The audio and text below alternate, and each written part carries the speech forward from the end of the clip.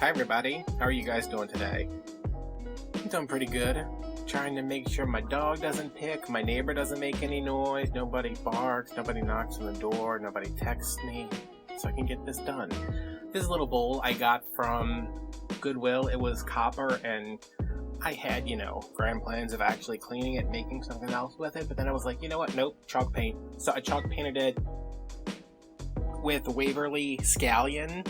This must be a new color because I definitely would have seen it and bought it before because I love this color. All the flowers that I picked were to go with the color.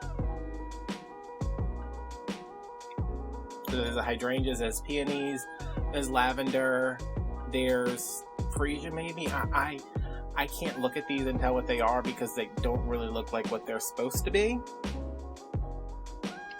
So I'm taking a block of foam from Dollar Tree and I'm just hitting the corners with some glue. You can see that the corners are kind of pressed in. What I did was put it in the bowl and then press down really hard to make sure it conformed to the shape. And as soon as you put it down, it dries because the metal's cold and it, cools off the glue really quick. So yeah, these are all from Dollar Tree. I don't think any of them are for this year because I took a centerpiece apart to make this. And it's mostly made up of these peonies, I'm guessing. They're all creamy, pink, blush, salmon-y colors. I think there's actually 2 different colors in there, but they were so close that I was just like, let me just put them in there. And what I'm doing here is establishing the shape I want. So I don't want it to have everything like really close and tight and low to the bowl. I want it to be kind of like a ball over the top. So I established my height with that center rose, and now I'm establishing my width with these roses on each side. And then pretty much everything after that is just going to be filling in the spaces between.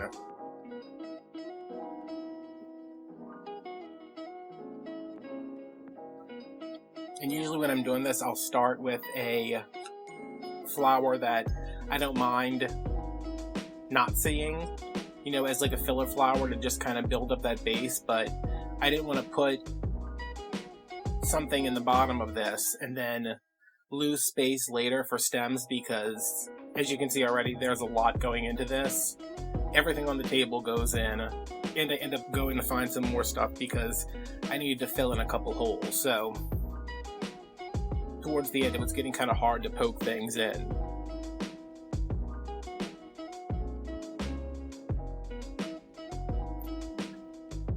This arrangement was previously in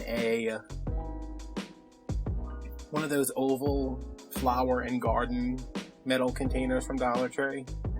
It had some other stuff in it. I kind of went through and hand-picked what I wanted to take out of that, just to give this a different look.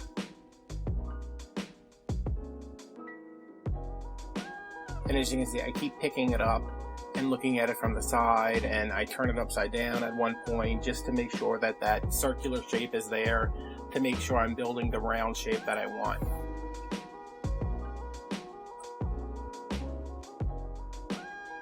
See, I'm having trouble getting that one in already, and there's barely anything, well, there's a lot in there, but there's not that much that I should be having trouble already. And as you can see, there's some spots now that look a little wobbly. So what I like to do when I'm doing these is maybe go a little bit wider or a little bit taller than I want. And then as I really refine that shape, I can push things in and bring everything closer together. So start off bigger and then push it in closer, because there's some flowers. There's a dog barking outside and my neighbor using tools. I hope you can't hear that. Stop it, stop it. Stop it. Thank you. I don't even know what I was saying. Starting out bigger than you think you want to go, and then pushing in. It not only condenses the flowers to cover up the base and everything, but it really refines that shape so you can get a nice round ball. And they're silk flowers, so you can move them as many times as you want. I've made these when I was working for Florals. We used to make these pretty much the exact same thing, except they were in flat trays. They were probably like 3 feet wide, and it was like a giant 3-foot ball of hydrangeas and roses, and I don't know what else. I think it was always hydrangeas and roses. And you could glue these in if you wanted to. I don't. Mainly because I don't know if I'm going to want this green container next year.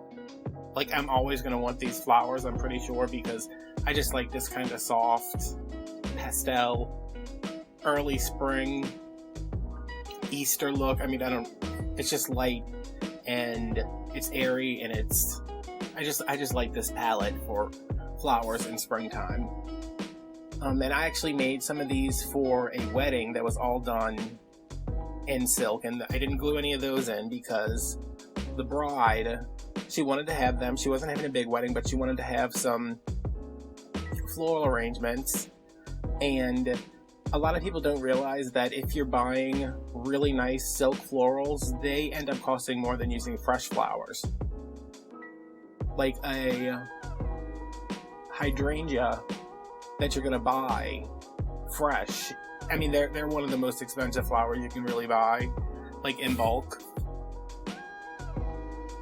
Not as much as you would spend on a silk one, so.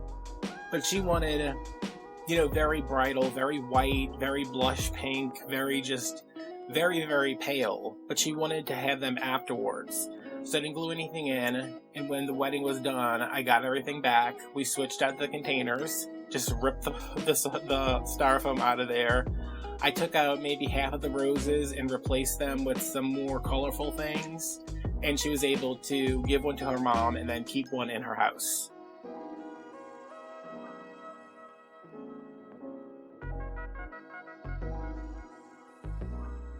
And if I had glued everything in, I still could have moved everything, but it was so much easier to just take out what we didn't want and plug in what we did.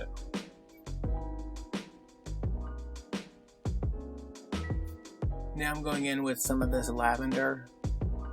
I think it's lavender. I think that's what it's supposed to be.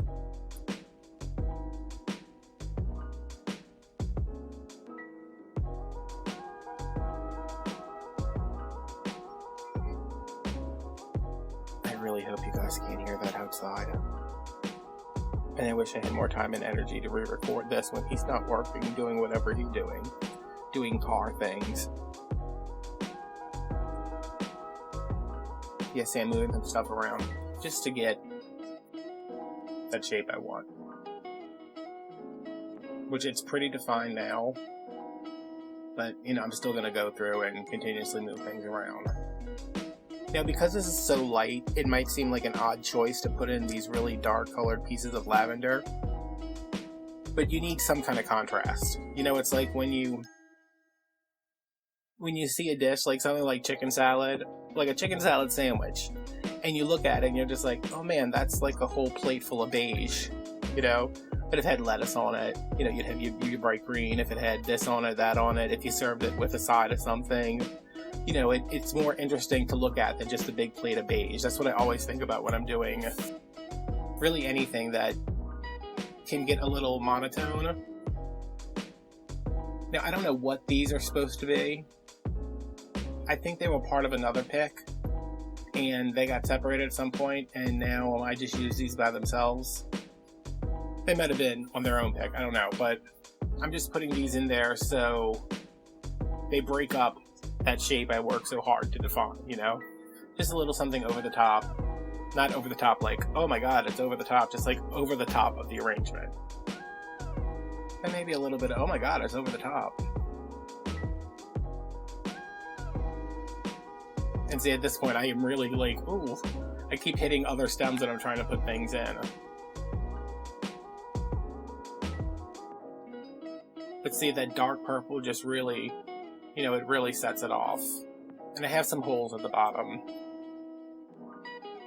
You can't see them unless you were sitting at eye level with this thing, which I mean, maybe not even if it was on the table during dinner or something, you wouldn't be sitting like eye level with it. But I know the holes are there, and I don't want them there, so I'm just going through with some of this lamb's ear that I'm just going to use all of this until, I don't know, the end of time, because I have so much of it from my Christmas tree.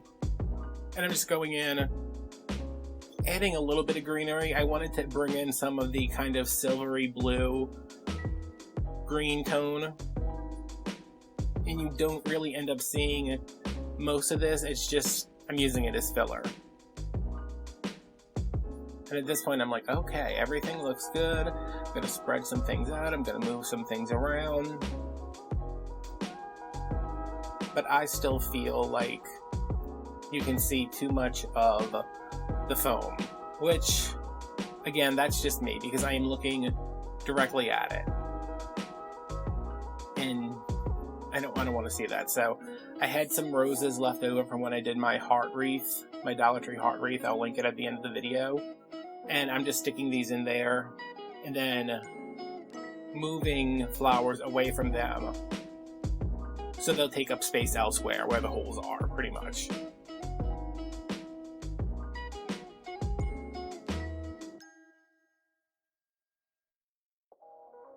And those roses have already been sprayed with a matte top coat, and I'll take this whole thing out after the video is over and spray it to give everything more of a matte finish, so it looks a little more expensive.